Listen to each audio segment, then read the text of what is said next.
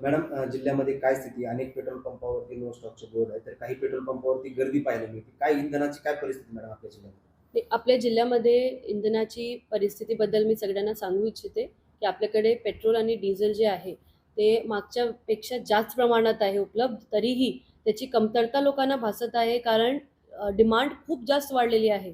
जे काही स्टॉक एक पेट्रोल पंपवरती पूर्ण दिवसभर चालायचे ते आता 4 तासात संपत आहे, कारण लोकांची डिमांड खूप वाढलेली आहे.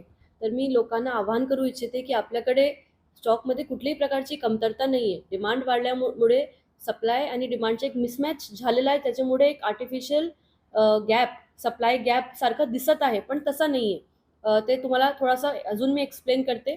240 KL अगोदरचा आपल्या जिल्ह्याचा सप्लाय होता आणि ते आता 600 पेक्षा जास्त झालेला आहे. तरीही आपल्याला पेट्रोल पंपवरती कमतरता दिसते.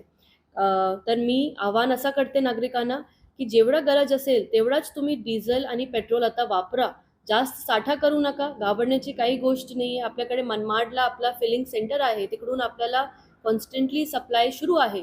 आणि आपला जे दुसरा प्रश्न आहे की किती पेट्रोल पंप बंद आहे, तर आपल्याकडे 177 पेट्रोल पंप जे आहे त्याच्यामध्ये जवळपास 10% पेट्रोल पंप काहीतरी टेम्पररी बंद आहे, कारण त्यांचे पेट्रोल डिझेल आत्तासाठी संपलेलं आहे, पण ते रिफिल होणार आहे.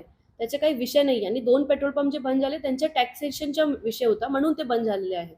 तर मी नागरिकांना आवाहन करते की कुठलीही अफवावरती विश्वास न ठेवता तुम्ही प्रशासनाच्या सहकार्य करा आणि जेवढं गरज असेल तेवढाच पेट्रोल आणि डिझेलचा आता वापर करा.